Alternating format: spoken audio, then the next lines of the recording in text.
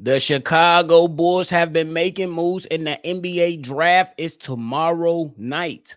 So the player that I got to talk about today is Devin Carter. Some people have poised this guy and positioned him to be the steal of the draft. So will the Chicago Bulls be interested in Devin Carter? And then to end the show, we're going to talk about Alex Caruso and him showing some love to the Chicago Bulls, even though he's now an OKC Thunder. Y'all know we gonna talk about it and break it down, but you gotta hear the music first.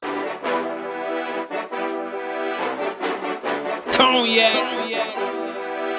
gang.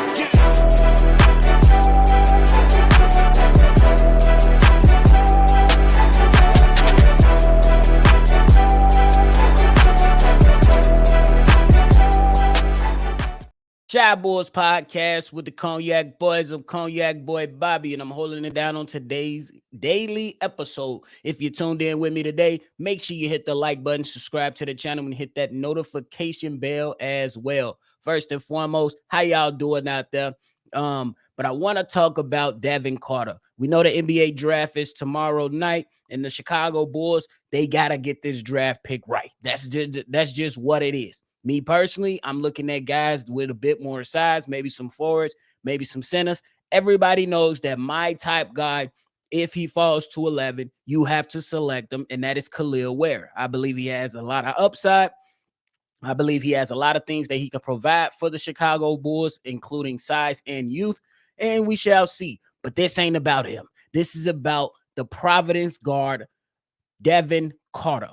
6'3", about 200 pounds, gave them about, and these are rounding up numbers here, 20 points, 9 rebounds, 4 assists, 1.8 steals, 1 block, 47% field goal percentage from the field, from the three-point line, 37%. Now, there was an article that was published by Kevin O'Connor. I believe he's from The Ringer. He predicted in his mock draft that Devin Carter will be selected by the Chicago Bulls with the number 11 pick, noting that he will be a natural fit if veteran shooting guard DeMar DeRozan leaves in free agency. He also went on to say, and quote, that can be a team that promised this young fella a spot. If they fall to him, they will select him. Connor alluded to that being the Chicago Bulls, saying, and quote, Carter will be a great fit next to Kobe White as a lockdown defender who can thrive with or without the ball on offense. Plus, DeMar DeRozan could leave in free agency where he will fit with the Clippers if Paul George were to sign elsewhere. So there's an immediate minutes void that Carter could fill. Now, when you talk about Carter, we went over the size, we went over the points and all the production that this young guy, brought on and did during his time with Providence last year. He's a 3-year college player, so he has some teeth in the game. He's not one of those guys that was able to just be one and done and then come in and just immediately jump into the NBA, to where you got to work a little bit more harder for most players, not all of them, for most players, just so you can try to see where this player lines up within the league and on whatever said team. But when you talk about Devin Carter, this is the Big East Player of the Year. So that means he was hooping. You know what I'm saying? And he earned All-American, got some recognition for being an AP All-American, got some honorable mentions, you know what I'm saying? So, but when I look at the tape and I look at this young guy, I believe he has a lot of things that you know what I'm saying, can utilize with his skill set on your team. Offensively, this guy is a 3-level scorer. Facts. Facts. This guy can play with the ball in his hands, or he can play off ball. So when we talk about will he take away from Kobe White or potentially Josh Giddey, absolutely not. He can just add on to what they're already trying to do. This guy, he finishes with physicality. If he gets in the lane, he can go ahead and finish at the bucket. He can finish over smaller guys that are the same size as him, and guys that are bigger. That's from what I've seen from the tape. This guy has a 3-point shot. That's something the Bulls desperately need, as you already were given the stat that this guy averaged 37% from the three-point line, which is pretty damn good. That's something that you don't really want to have to come in and teach guys. You will be willing to teach guys, but if a guy comes in already ready or already come in with the clip that this young fella has, you'd be like, okay, that's one box we check that we should be good in that department. And the biggest thing about that, when it comes into his last season, averaging 37% from the three-point line, the year prior to that, he was at 29% from the three-point line, ladies and gentlemen. 29% in 2022, 2023. And then his first year with South Carolina, he was horrible. He was 26% from the three. Didn't see much playing time in that situation, but hey, the numbers don't lie.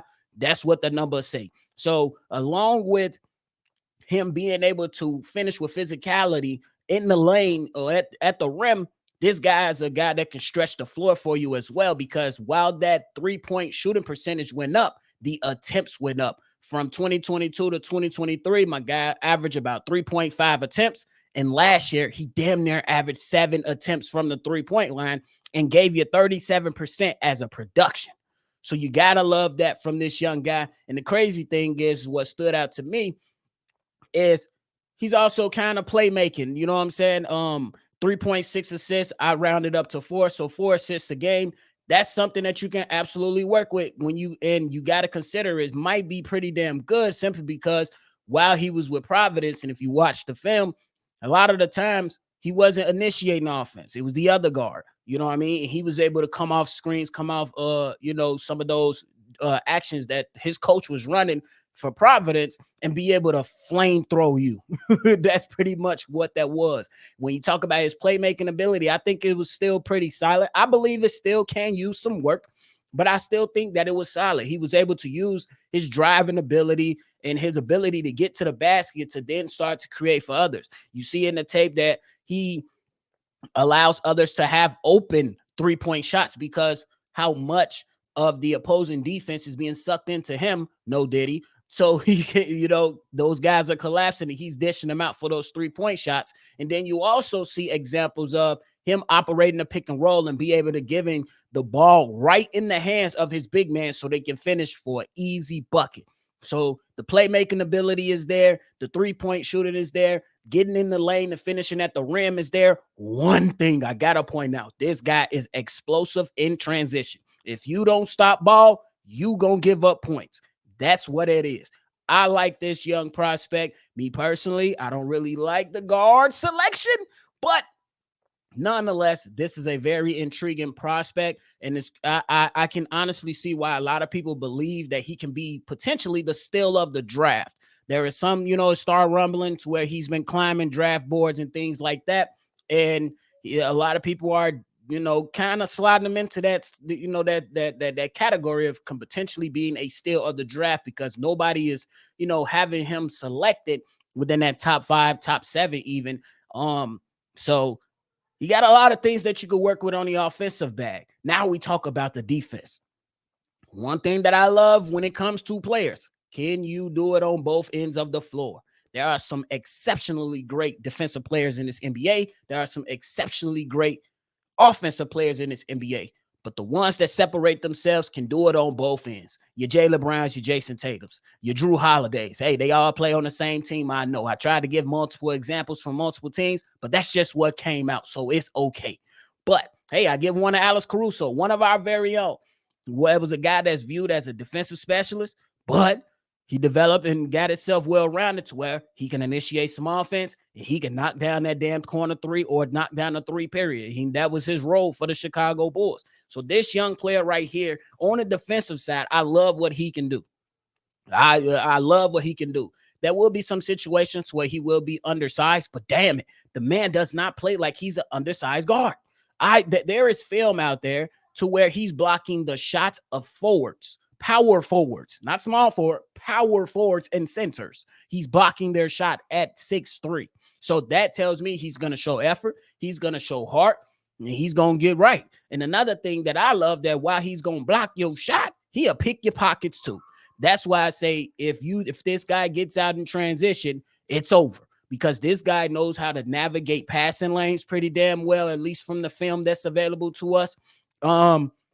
And it seems like this guy is a well-rounded basketball player. Me personally, this is something you expect out of a player who's been in college for 3 years. You want to see continual growth, and that's exactly what we've seen out of him. He started with South Carolina, but ended up finding his home with Providence, and he did nothing but flourish. All his numbers pretty much went up in just about every single category. There are some that remain the same, you know what I'm saying, or maybe dropped off when you look at the blocks on the defensive side. You look at the blocks, or you look at something like that. But overall, you got your 2-point percentage going up from the field. Last year was 56%.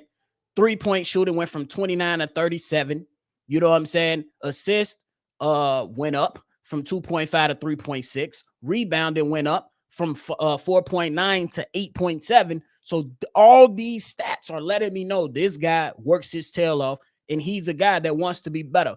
Will he fit with the Chicago Bulls, though? Excuse me. Will he fit with the Chicago Bulls? That's the biggest question for the Chicago Bulls. Will you sacrifice another big man to take another guard? That's the biggest question. Me personally, y'all already know where I stand. I want to invest in my front court at this point of where my roster is. I look around the league and I see multiple big men or multiple teams that have multiple big men that can do a little bit of everything depending on the player. You know what I mean? You look at the Dallas Mavericks, they got Gafford and they got Lively. Two of the guys that have some similarities, but two guys that also have some of their own differences as well. You look at the Minnesota Timberwolves with Rudy Gobert and Karl Anthony Towns, two bigs, totally different ball game.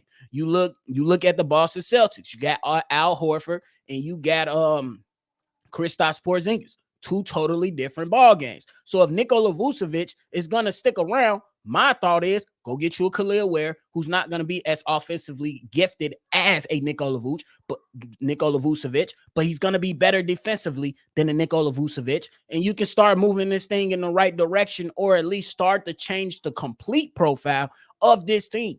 I love this young player right here. I believe he has a lot of things that you can take with it. Now, if the Bulls have a plan to say, hey, we're going to select you and find our way back in this draft and go and select the big man that we need, I'm all for that. But if the Bulls plan to stay at 11th, I think the investment has to be in the front court. But I wouldn't, Devin Carter, I'll be like, I don't know. You know what I'm saying? Because I want to see guys step more into the forefront, step more up, and see how these guys flourish when there's no DeMar DeRozan around, when there is no Zach LaVine around, when there's potentially no Nikola Vucevic around, and you're going to touch the ball more, and you're going to have a larger responsibility to put the ball in the basket. Those guys I really want to see flourish. It comes in about 5 young players on this Chicago Bulls team. Y'all already know. I believe the vision with the Chicago Bulls starts, or it should start, with their 5 young players on the team. That's Kobe White, Ayo Dosunmu, Patrick Williams, Julian Phillips, and Dalen Terry. An honorable mention will be Orlop Batim. I still want to see what these young guys can do. And damn, can we see Amada Sanogo? I don't know. But I would love to see him. I don't want to see another situation where we run into where we got Marko Simonovic getting a lot of praise. Well, not a lot of praise, but there's some rumors that he's doing exceptionally well, and we never see him on the NBA court. So, in all, Devin Carter, exceptional prospect. I think this is a guy that you will have to come to the table and discuss if you're the Chicago Bulls, especially now that AC has departed. I think you have something on your team to kind of fill that void, but I wouldn't be too mad if you explored this option. I will have a few questions if you don't select the center, but if you select this young guy, I'll be like, okay. You know what I'm saying? I still try to find some level of understanding, but it will be a difficult thing to try to understand. I'm not gonna lie, because I think the Bulls have focused so much on the wing and the guards the last few drafts that they've been present in, and they've neglected the investment to the big man. Like, I don't see a reason to bring Andre Drummond back to this. Nikola Vucevic here, cool, but if you can move him, get him out of here. That's how I'm looking at it. You know what I'm saying? So Devin Carter's a hell of a prospect. What do you guys think about him? I think he's a hell of a prospect. He can get it done on both ends of the floor. He doesn't have, many weaknesses in his game. He can shoot the three. He can get in the lane. He's awesome in transition. He can steal. He can block. So he has a lot of things you can work with. Is he a great Alex Caruso replacement? I don't know. I'm not going to say a young player coming straight out of college can instantly replace Alex Caruso, but I will say there is a chance if the Bulls do select him. So I will go that route. So, and speaking of Alex Caruso, before we get out of here, I want to just go ahead and read you guys what Alex Caruso had to say in his press conference with the Oklahoma City Thunder, showing the Chicago Bulls some love. Alex Caruso went on to say, and quote, "I love playing my 3 years with Billy. He's a great coach, and me and him had some really good conversations. Great memories. I'm not going to lose those relationships, even though I've left Chicago. I've made great relationships over 3 years with people in that city, Chicago itself, and obviously teammates and coaches. So big shout out to you, Alex Caruso, Mr. Headband. I'll still be doing my headband celebration every time you don't do it against the Chicago Bulls. But I will still be cheering you on because you gave the Chicago Bulls literally everything that you had. We seen you get injured multiple times by just sacrificing your body to go ahead and try to get loose balls. No diddy. Block shots, stick the opposing team's best defender. We've seen all of those things. So cool. Shout out to you, Alex Caruso. I hope you have much success over there at OKC, which I believe you will, because they need a veteran like you over there on that team. But hey, you ain't a Chicago Bull no more. But so every time we play OKC, I want to beat them. Shit just remains the same. If we ain't playing OKC, you can win as many games as you want. But when you play the Bulls, I want to win. That's just me. But hey, that's it for me today, ladies and gentlemen. Let me know your thoughts and everything below regarding Devin Carter. I believe he's a good prospect. You let me know what you think about him. Hey, and then show some love to Alex Caruso. Mr. Headbands in the chat if you're showing love for Alex Caruso. Thank y'all so much for tuning in to another episode of Shy Boys Podcast. Leave your thoughts, your comments below. Hit the like button, subscribe to the channel. Call in and leave your take if you want to be a part of one of our episodes. Our voicemail line is 773-242-9219. Thank y'all so much. Enjoy y'all day. I'm going to catch y'all on the next one for sure. Cognac. Gang.